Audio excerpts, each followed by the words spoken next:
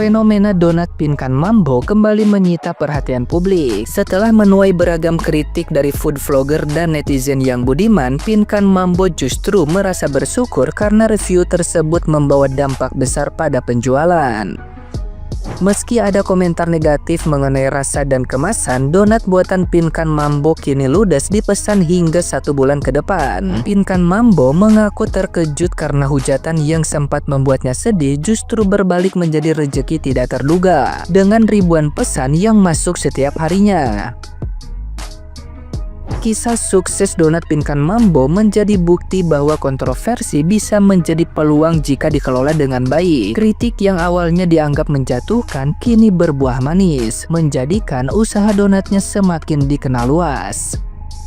Fenomena ini pun menarik perhatian banyak pelaku bisnis kuliner yang menyoroti bagaimana sebuah produk dapat viral hanya karena ramai diperbincangkan. Pinkan Mambo sendiri berharap momentum ini bisa menjadi langkah awal untuk memperbaiki kualitas produknya agar semakin memuaskan pelanggan. Nah, gimana nih menurut netizen yang terhormat? Silahkan berkomentar ya. Mbak Pinkan, kan aku lihat kan dirimu mempromosikan daganganmu kan lewat live nyanyi gitu kan. Nah, ada baiknya nih beli topi ini nih ya. Harganya murce kok ya, isi 50 cuman 20 ribuan kalau nggak salah di marketplace ya. Sama ini nih penutup mulut, ini juga murah ya, nggak sampai 50 ribu, belasan ribu apa 20 ribu nih ini juga ya. Jadi lebih higienis mungkin karena disiarkan secara live ya, karena disiarkan secara live. Jadi kita yang menonton ya, kalau ada sesuatu yang baik kenapa enggak kita kasih tahu. Mungkin Mbak Pinkan nggak tahu ya. Buat Kak Pinkan Mambo ya, jangan diundang TV cuma nangis. Jangan pas live TikTok cuma klarifikasi, nangis, alih-alih merasa terzolimi, usahanya dijatuhkan. Please deh, sedikit rendah hati gitu, menerima kritik dan saran gitu. Jangan egois. Kenapa? Kurang sensasi. Lo buktinya sudah banyak kok. Saya walaupun bukan food blogger, saya belum pernah mencoba donat bantet Anda ya, tapi sudah kelihatan ya, cara packaging, tekstur donatnya, bentuk donatnya, dari isian toppingnya seperti apa. Aduh, udah kelihatan ya. Jadi kalau diundang TV nih ya, saya sedih, usaha saya dijatuhkan, tapi saya sabar. Saya sabar, itu usaha saya sabar. Gak ada yang menjatuhkan. Itu Anda itu diberi saran, diberi kritik. Harusnya membenahi, memperbaiki usaha Anda. Supaya apa? Supaya lebih rame, lebih bagus, lebih laris ya. Jangan nangis, jangan kualifikasi merasa dijatuhkan. Gak ada yang menjatuhkan.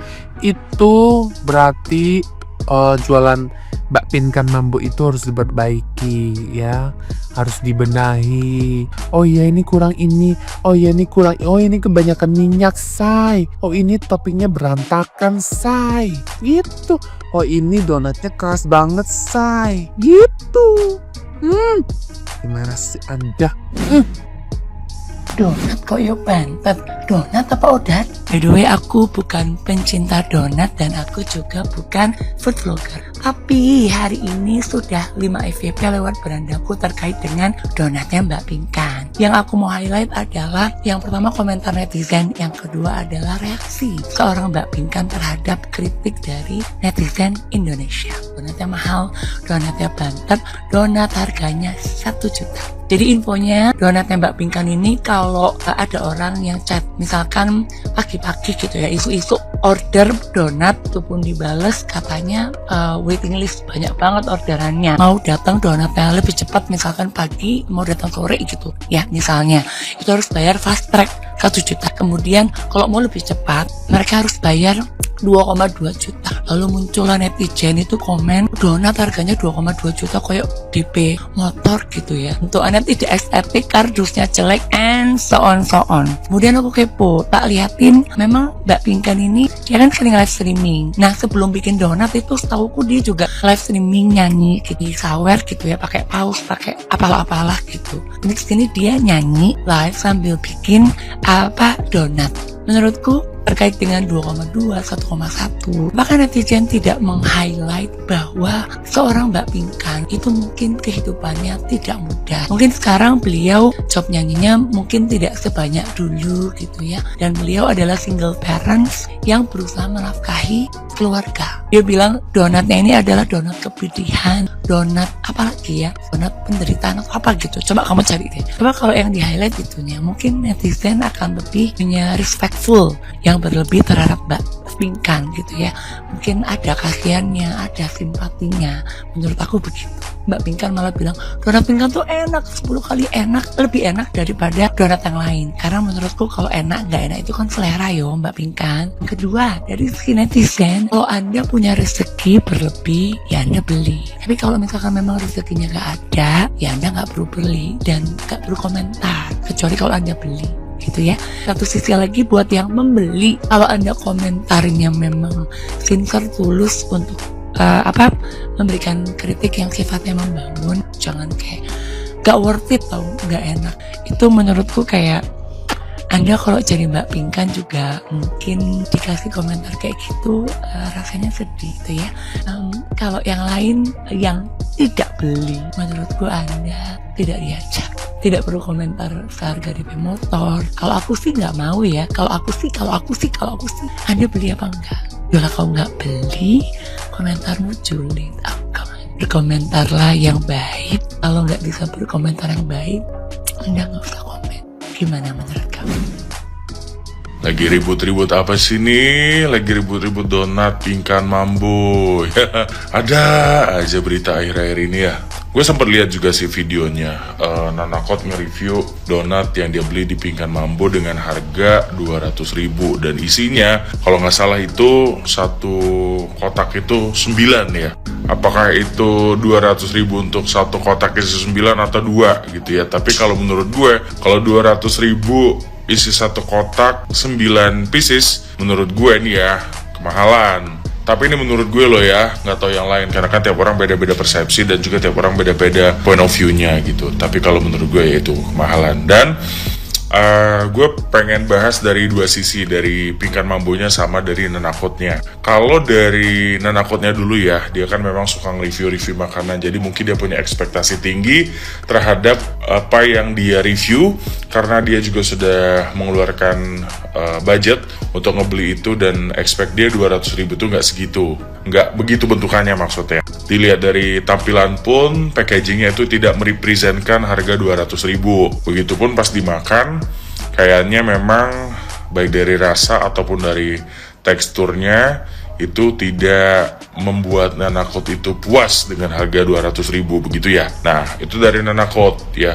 Kalau dari Pinkan Mambonya, balik lagi, setiap orang yang jualan itu berhak untuk menjual apapun yang dia jual dengan harga berapapun. Kita nggak pernah tahu itu donat terbuat dari bahan premium kah, atau mungkin ada sejarah di balik pembuatan donat itu yang membuat harga donat itu 200.000 isi 9 pieces.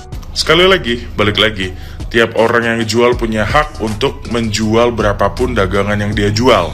Dan kita sebagai pembeli juga punya hak untuk membeli barang itu atau enggak. Karena kan kita pembeli juga kadang-kadang ngebeli sesuatu, apalagi ngebeli makanan, itu kan cukup banyak pertimbangannya. Kira-kira worth it nggak kita beli dengan harga segini, dengan rasa segini, dan dengan bentukan atau packaging segini. Nah, kalau kasusnya ini kan, menurut gue ya, nggak ada yang salah. Cuma, kalau misalnya kita berdagang, kita berjualan, ada yang mengkritik jualan kita atau dagangan kita, kenapa nggak kita buat itu sebagai bahan untuk kita bisa menjadi lebih baik lagi gitu kan.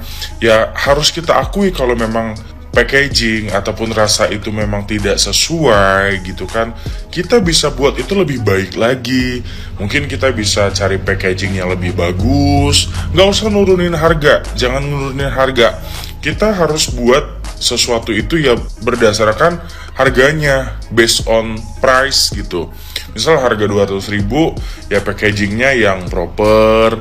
Atau kalau ada yang komen tentang rasanya, terus ada yang komen tentang teksturnya, kita perbaiki. Apalagi kan yang jualnya public figure, lumayan banyak, apalagi sekarang udah viral. Kalau ini dijadikan momen, menurut gue pas banget buat Mbak Pinkan. Diperbaiki packagingnya, diperbaiki rasanya, diperbaiki teksturnya gitu. Mumpung banyak orang yang lagi atensi ke donatnya Mbak Pinkan. Kalau Mbak Pinkan bisa mengemas donat ini lebih baik lagi, lebih proper lagi, rasanya lebih oke lagi, insya Allah banyak yang beli donatnya Mbak Pinkan. Ya, gitu aja ya Mbak Pinkan. Terima kasih. Lagi rame soal donat perdonatan, jadi akhirnya gue membeli donat, tapi bukan donat Pinkan Mambo, tapi gue nggak mampu kalau harus membeli donat Pinkan Mambo dengan harga segitu. Akhirnya gue membeli donat rumahan gitu di online food, harganya 25.000.